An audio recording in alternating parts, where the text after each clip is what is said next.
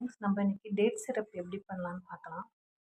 Dates எடுத்து ஒரு பாத்திரத்தில் ஓவர் நைட் சோக் பண்ணிக்கோங்க. தண்ணி ஊற்றி நல்லா இப்படி சோக் ஆகிடும்.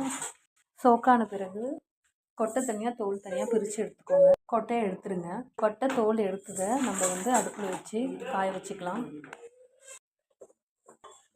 இது நல்லா கொதிக்க ஆரம்பிச்சிடும். நீங்கள் ஒரு கரண்டி வச்சு அடிப்படாமல் கலக்கிட்டுக்கிறங்க. இது நல்லா கொதித்ததும் ஒரு ஃபில்ட்ரு எடுத்து நம்ம ஃபில்ட்ரு பண்ணிக்கலாம். இன்னும் கொஞ்சம் தோல் இருக்கும், அது ஃபில்ட்ரு பண்ணிவிட்டு மறுபடியும் நம்ம கொதிக்க வச்சு எடுத்துக்கலாம். கலரும்போது திக்காயிடும். ஸோ கொஞ்சமாக தண்ணி ஊற்றிக்கோங்க. நல்லா சுத்தமான தண்ணியாக ஊற்றிக்கோங்க. அப்போ தான் நம்ம இப்படி ஃபில்ட்ரு பண்ணும்போது தோல் தனியாக ஃபில்ட்ராகி வரும். ஸோ நமக்கு சாறு மட்டும் கிடைக்கும். நல்லா ஸ்டர் பண்ணி கொதிக்க வச்சா நம்மளுக்கு டேட் சிரப் ரெடி ஆகிடும். பாருங்கள், சக்கை நல்லா பிரிஞ்சு வருது. எதுக்கு சக்கையோடு நான் கொதிக்க வைக்கிறேன்னா, சக்கையில் இருக்கிற டேட்ஸோட சாறு நல்லா தண்ணியில் இறங்கிடும். வெறும் சக்கையை மட்டும் நம்ம பிழிஞ்சு எடுத்துக்கலாம். நல்லா கொதி வந்துடுச்சு. இந்த ஸ்டேஜில் நம்ம ஆஃப் பண்ணிவிட்டு ஆறின உடனே ஃபில்ட்ரு பண்ணிக்கலாம். இப்போது நல்லா ஆறிடுச்சு, நம்ம வடிகட்டி எடுத்துக்கலாம்.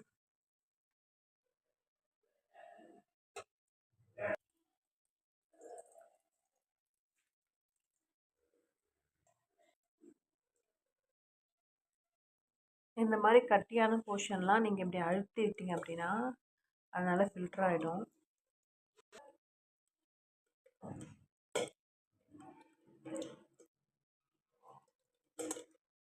அதே போல் இன்னொரு பேட்ச் ஊற்றி வச்சுருங்க. அதுவும் நல்லா ஃபில்டர் ஆகிட்டு இருக்கட்டும்.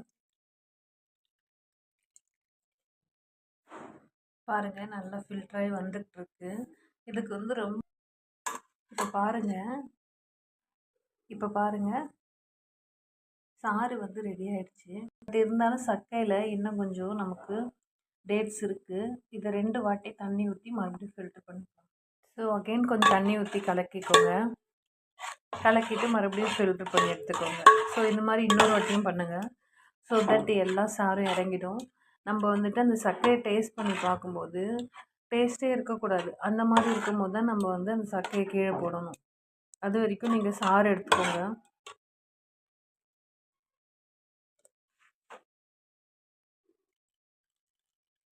புழிஞ்சு எடுத்துட்டு சக்கை இதுதான், இதில் ஒரு டேஸ்ட்டும் இல்லை. இப்போ புழிஞ்ச தண்ணியை நல்லா பாயில் பண்ணிக்கலாம். இது நல்லா பாயில் ஆகட்டும்.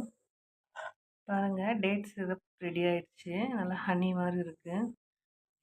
இதை நம்ம பாட்டிலில் ஸ்டோர் பண்ணி வச்சுக்கலாம்.